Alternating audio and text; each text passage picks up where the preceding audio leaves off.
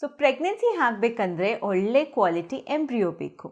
ಒಳ್ಳೆ quality embryo ಬೇಕಂದರೆ eggs ಚೆನ್ನಾಗಿರೋ ಕ್ವಾಲಿಟಿ ಆಗಿರಬೇಕು. ಸೊ ನಾನು ಡಾಕ್ಟರ್ ಸ್ನೇಹ, ಗೈನಕಾಲಜಿಸ್ಟ್ ಮತ್ತು ಫರ್ಟಿಲಿಟಿ ಸ್ಪೆಷಲಿಸ್ಟ್, ಈ ವಿಡಿಯೋಲಿ ಎಗ್ ಕ್ವಾಲಿಟಿ ಹೇಗೆ ಇಂಪ್ರೂವ್ ಮಾಡ್ಬೋದು ಅಂತ ಹೇಳ್ತೀನಿ.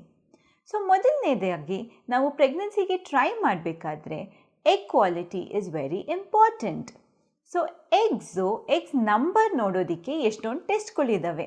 ಒಂದು ಬ್ಲಡ್ ಟೆಸ್ಟ್, AMH ಅನ್ನೋ ಒಂದು ಹಾರ್ಮೋನ್ ಬ್ಲಡ್ಡಲ್ಲಿ ಚೆಕ್ ಮಾಡಿದಾಗ ಅದು ಎಷ್ಟು ಎಗ್ಸು ಓವರಿಲ್ ಇದೆ ಅಂತ ತಿಳಿದು ಬರುತ್ತೆ.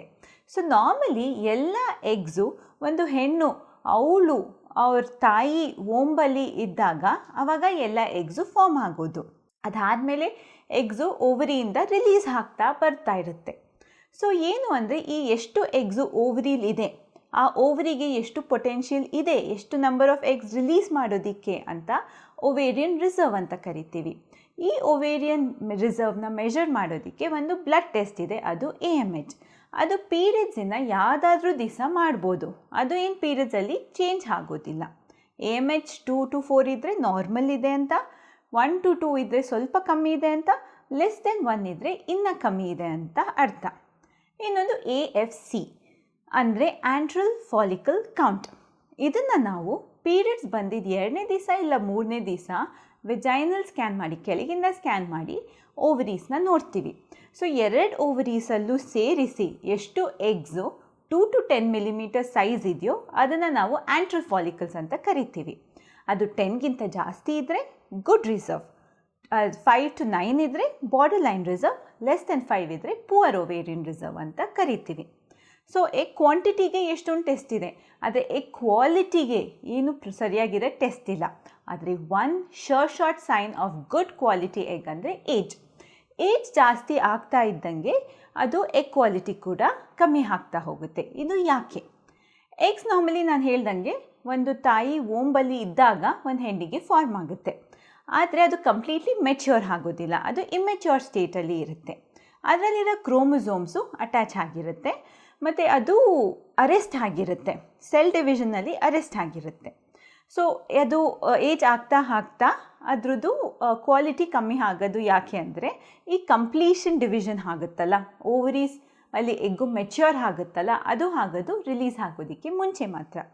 ಸೊ ಏಜ್ ಆಗ್ತಾ ಆ ಸ್ಪಿಂಡಲ್, ಆ ಎನರ್ಜಿ, ಎಗ್ಗಲ್ಲಿರೋ ಎನರ್ಜಿ ಕಮ್ಮಿ ಆಗುತ್ತೆ, ಆದ್ದರಿಂದ ಅಬ್ನಾರ್ಮಲ್ ಡಿವಿಷನ್ ಆಗುತ್ತೆ. ಆ ಜೆನೆಟಿಕ್ ಮೆಟೀರಿಯಲ್ ಡಿವೈಡ್ ಆದಾಗ ಅಬ್ನಾರ್ಮಲ್ ಆಗಿ ಡಿವೈಡ್ ಆಗಿ ಜೆನೆಟಿಕ್ ಪ್ರಾಬ್ಲಮ್ಸ್ ಜಾಸ್ತಿ ಆಗುತ್ತೆ ಎಗ್ಗಲ್ಲಿ. ಸೊ ಇದರಿಂದ ಎಗ್ ಕ್ವಾಲಿಟಿ ಕಮ್ಮಿ ಆಗ್ತಾ ಹೋಗುತ್ತೆ ಏಜಲ್ಲಿ. ಸೊ ನಾವು 35 ಇಯರ್ಸ್ಗಿಂತ ಕಮ್ಮಿ ಇರೋ ಫಿಮೇಲಲ್ಲಿ ನೋಡಿದರೆ almost 60% of the eggs normal ಇರುತ್ತೆ.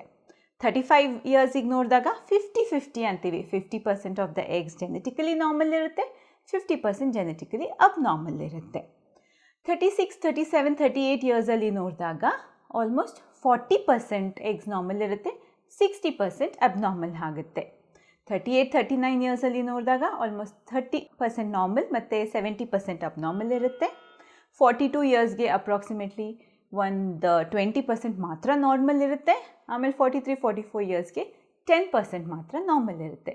ಸೊ ಈ ಥರ ಜೆನೆಟಿಕ್ ಪ್ರಾಬ್ಲಮ್ಸ್ ಜಾಸ್ತಿ ಆಗ್ತಾ ಹೋಗುತ್ತೆ ಏಜ್ ಆಗ್ತಾ ಇದ್ದಂಗೆ. ಸೊ ಏಜ್ನ ಮಾತ್ರ ನಾವು ಚೇಂಜ್ ಮಾಡೋದಕ್ಕೆ ಆಗಲ್ಲ, ಅದು ಹೋಗ್ತಾ ಇರುತ್ತೆ. ನಾವು ಏನು ಚೇಂಜ್ ಮಾಡ್ಬೋದು ಎಗ್ ಕ್ವಾಲಿಟಿ ಇಂಪ್ರೂವ್ ಮಾಡೋದಕ್ಕೆ? ಫಸ್ಟ್ ಆಫ್ ಆಲ್ ನಮ್ಮ ಬಾಡಿ ಮೇಲೆ ಹಾಕ್ಕೊಳ್ಳೋದು ಇಲ್ಲ ಬಾಡಿ ಒಳಗೆ ಹೋಗೋ ಟಾಕ್ಸಿನ್ಸ್ನ ಕಮ್ಮಿ ಮಾಡ್ಕೊಬೇಕು. ಎಷ್ಟಾಗುತ್ತೋ ಕೆಮಿಕಲ್ಸ್ನ ಕಮ್ಮಿ ಯೂಸ್ ಮಾಡಬೇಕು. ಅಥವಾ ತಿನ್ನೋದನ್ನು ನಾವು ಹೆಲ್ದಿಯಾಗಿ ತಿನ್ನಬೇಕು.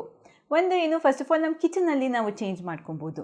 ಏನಾದರೂ ಈ ಯುಟೆನ್ಸಿಲ್ಸ್ ನೋಡಿದಾಗ BPA ಅಥವಾ ಟೆಫ್ಲಾನ್ ಇರೋ ಯುಟೆನ್ಸಿಲ್ಸ್ನ ಕಮ್ಮಿ ಮಾಡಿ ಸ್ಟೇನ್ಲೆಸ್ ಸ್ಟೀಲ್ ಯುಟೆನ್ಸಿಲ್ಸ್ನ ಜಾಸ್ತಿ ಯೂಸ್ ಮಾಡಬೇಕಾಗುತ್ತೆ. ಆಮೇಲೆ ತಿನ್ನೋದು ಅಷ್ಟೇ ಹೆಲ್ದಿಯಾಗಿ ತಿನ್ನಬೇಕು. ಈ ಪ್ರಾಸೆಸ್ ಫುಡ್ಸು, ಎಕ್ಸ್ಟ್ರಾ ಸ್ವೀಟೆಂಡ್ ಫುಡ್ಡು ಅಥವಾ ಜಾಸ್ತಿ ದಿವಸ ಸ್ಟೋರ್ ಮಾಡಿ ತಿನ್ನೋ ಫುಡ್ಸ್ನ ಅವಾಯ್ಡ್ ಮಾಡಬೇಕು. ಇದರಲ್ಲಿ ಕೆಮಿಕಲ್ ಬಿಲ್ಡಪ್ ಆಗುತ್ತೆ ಈ ಸ್ಟೇಜಲ್ಲಿ. ಅದು ಬಿಟ್ಟು whole grains, healthy fruits and vegetables, ಕಮ್ಮಿ ಪ್ರೊಸೆಸ್ ಆಗಿರೋ ಡೈರೆಕ್ಟ್ ಆಗಿರೋ ಫ್ರೂಟ್ಸು, ವೆಜಿಟೇಬಲ್ಸು, ಫುಡ್ಸ್ ತಿಂದರೆ ಆವಾಗ ನಮ್ಮ ಬಾಡಿಗೆ ಹಾಕ್ಕೊಳ್ತಿರೋ ಕೆಮಿಕಲ್ಸ್ ಕೂಡ ಕಮ್ಮಿ ಆಗುತ್ತೆ, ಎಗ್ ಕ್ವಾಲಿಟಿ ಕೂಡ ಇಂಪ್ರೂವ್ ಆಗೋ ಚಾನ್ಸಸ್ ಇರುತ್ತೆ. ಇನ್ನೊಂದು ನಮ್ಮ ಬಾಡಿಲಿ ಇನ್ಫ್ಲಮೇಷನ್ ಅಂತ ಹೇಳ್ತೀವಿ, ಅದು ಸ್ಟ್ರೆಸ್ ಲೆವೆಲ್ ಕಮ್ಮಿ ಆದಾಗ ಆವಾಗ ನಮ್ಮದು ಎಗ್ ಕ್ವಾಲಿಟಿ ಕೂಡ ಇಂಪ್ರೂವ್ ಆಗುತ್ತೆ, ಯಾಕಂದರೆ ಒಳ್ಳೆ ರ್ಯಾಡಿಕಲ್ಸ್ ರಿಲೀಸ್ ಆಗುತ್ತೆ. ನಮ್ಮ ಬಾಡಿಲಿ ಇನ್ಫ್ಲಮೇಷನ್ ಹೇಗೆ ಕಮ್ಮಿ ಮಾಡೋದು? ಒಂದು, ಸ್ಲೀಪ್, ಚೆನ್ನಾಗಿ ನಿದ್ದೆ ಮಾಡಬೇಕು. ಅಟ್ಲೀಸ್ಟ್ ಒಂದು 7 to 8 hours ನಿದ್ದೆ ಮಾಡಿದ್ರೆ ಆವಾಗ ನಿದ್ದೆ ಮಾಡಿದಾಗ ಬಾಡಿಲಿ ಎಲ್ಲ ಟಾಕ್ಸಿನ್ಸ್ ಎಲ್ಲ ಹೋಗುತ್ತೆ ಮತ್ತು ಒಳ್ಳೆ ಕೆಮಿಕಲ್ಸ್ ಬಂದು ನಮ್ಮದು ಎಗ್ ಕ್ವಾಲಿಟಿ ಇಂಪ್ರೂವ್ ಆಗುತ್ತೆ. ಇನ್ನೊಂದು, ರೆಗ್ಯುಲರಾಗಿ ಎಕ್ಸಸೈಸ್ ಮಾಡಬೇಕು, ಅದರಿಂದ ಕೂಡ ಅದು ಬಾಡಿಲಿ ಇನ್ಫ್ಲಮೇಷನ್ ಕಮ್ಮಿ ಆಗುತ್ತೆ. ಒಂದೊಂದು ಸರಿ ನಮ್ಮ ಲೈಫಲ್ಲಿ ತುಂಬ ಸ್ಟ್ರೆಸ್ ಇದ್ದಾಗ, ಜಾಸ್ತಿ ಟೆನ್ಷನ್ ತೊಗೊಂಡಾಗ ಆವಾಗ ಕೂಡ ಕಾರ್ಟಿಸಾಲ್ ಅನ್ನೋ ಒಂದು ಹಾರ್ಮೋನ್ ಜಾಸ್ತಿ ಆಗಿ ಅದರಿಂದ ಎಗ್ ಕ್ವಾಲಿಟಿ ಕೂಡ ಕಮ್ಮಿ ಆಗುತ್ತೆ.